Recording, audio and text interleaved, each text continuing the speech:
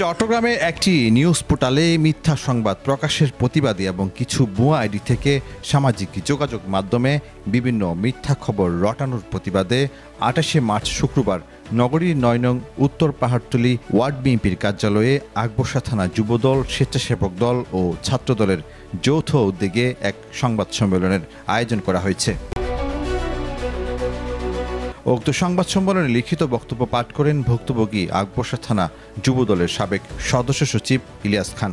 সংবাদ সম্মেলনে তিনি অভিযোগ করে বলেন, দীর্ঘ ১৫ বছর ধরে বৈধভাবে ব্যবসা পরিচালনা করে আসছি। তার নামে ৪টি মনগড়া সংবাদ প্রচার করেছে একটি গণমাধ্যম, এমন দাবি ভুক্তভোগীর।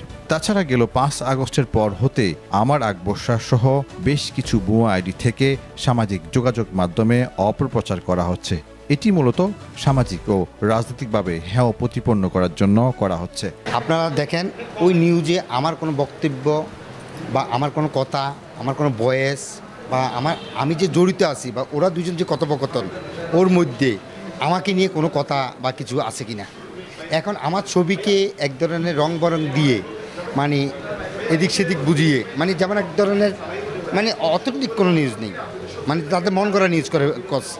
তা আমি তীব্র নিন্দা এবং প্রতিবাদ জানাই এবং আমি বলবো চট্টগ্রাম প্রতিদিনের শুভবুদ্ধির উদয় হবে এবং তারা লাল মহিউদ্দিন সম্পর্কে তাদের ধারণা নাই বিধায় তারা এই ধরনের নিউজ করছে। ইলিয়াস খান আরও অভিযোগ করে বলেন, নিজ দলের ভিতরে ঘাপটি মেরে থাকা কিছু লোক যারা অতীতে ফ্যাসিস্ট সরকারের সাথে আঁতাত করে চলছিল, তারা আবার নিজ দলের নেতাদের বিরুদ্ধে ষড়যন্ত্র করছে।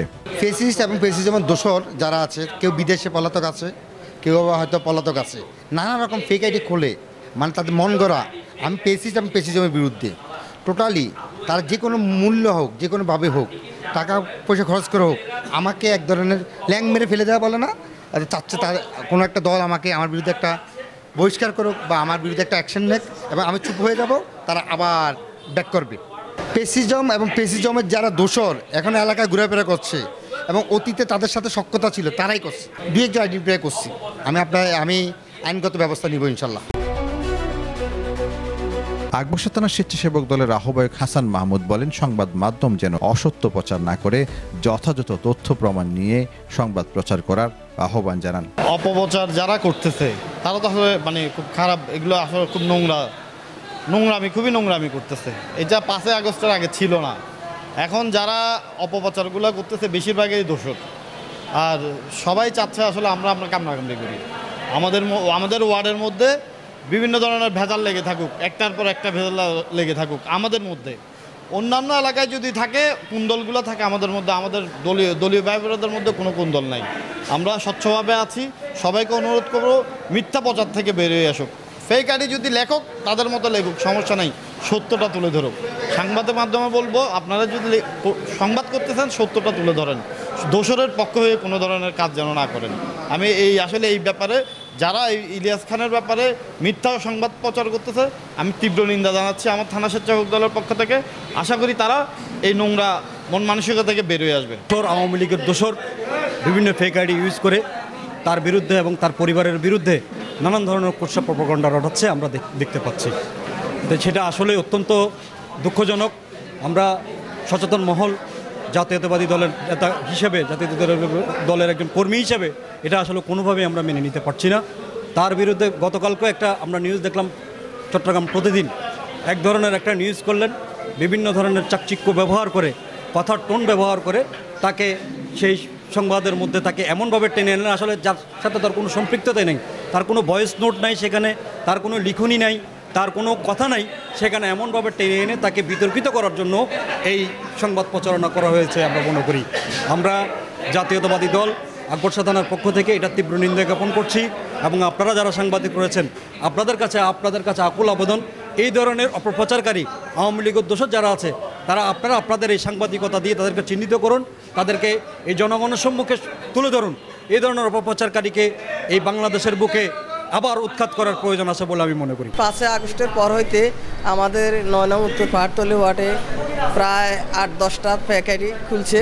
বিশেষ করে আমার আকবরশাহ যে আইডিটা, সে প্রতিদিনে ইলিয়াস খান সহ হাসান মাহমুদ সহ আমাদের অনেকের নামে যেই অপপ্রচারগুলো করতেছে এগুলা সম্পূর্ণ ভিত্তিহীন আমি সবার কাছে অনুরোধ করব, সাংবাদিক ভাইদের কাছে অনুরোধ করব, আপনারা তদন্ত করে সব কিছু তদন্ত করে আপনারা সঠিকটা প্রচার করেন।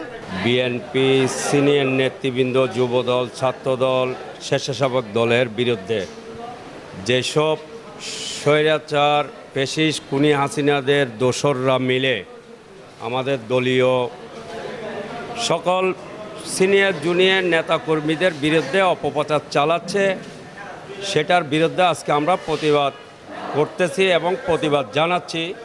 সারা বাংলাদেশের দোসর পরিবারদেরকে সতর্ক করার জন্য আমরা তীব্র নিন্দা এবং প্রতিবাদ করছি। আগামীতে আপনারা এইভাবে আমাদের দলীয় নেতাকর্মীদের বিরুদ্ধে অপপ্রচার চালায়েন না, সত্য ডকুমেন্ট নিয়ে কথা বলবেন, সবাই মিলিয়ে আমরা ওইটা বিচার বিশ্লেষণ করে তাদের বিরুদ্ধে অ্যাকশনে যাব। আকবরশাহ থানা বিএনপির সাবেক তথ্য সম্পাদক গোলাম মাওলা পাবেল বলেন, কিছু কিছু ভুয়া আইডি থেকে ইলিয়াস খান ও তার পরিবারের নামে যে মিথ্যা খবর রটানো হচ্ছে সেটি কোনোভাবে কাম্য নয়। সংবাদ সম্মেলনে উপস্থিত ছিলেন আকবরশাহ থানা বিএনপির যুগ্ম সম্পাদক নাসির উদ্দিন, থানা বিএনপির দপ্তর সম্পাদক গোলাম মাওলা পাবেল, মৎস্য বিষয়ক সম্পাদক আব্দুল হাকিম, আকবরশাহ থানা স্বেচ্ছাসেবক দলের যুগ্ম আহ্বায়ক নাসির আহমেদ সোহেল, আব্দুল মোতালেব, চট্টগ্রাম মহানগর মহিলা দলের সহ সভাপতি নার্গিস বেগম, শ্রমিক দলের সাবেক সভাপতি মনির হোসেন সহ ছাত্রদল, যুবদল, স্বেচ্ছাসেবক দল সহ দলের অঙ্গ সংগঠনের অন্যান্য নেতৃবৃন্দ। চট্টগ্রাম থেকে মোহাম্মদ ওমর ফারুকের পাঠানো তথ্য ভিডিও চিত্রে নিউজ ডেস্ক, প্রতিদিনের কাগজ।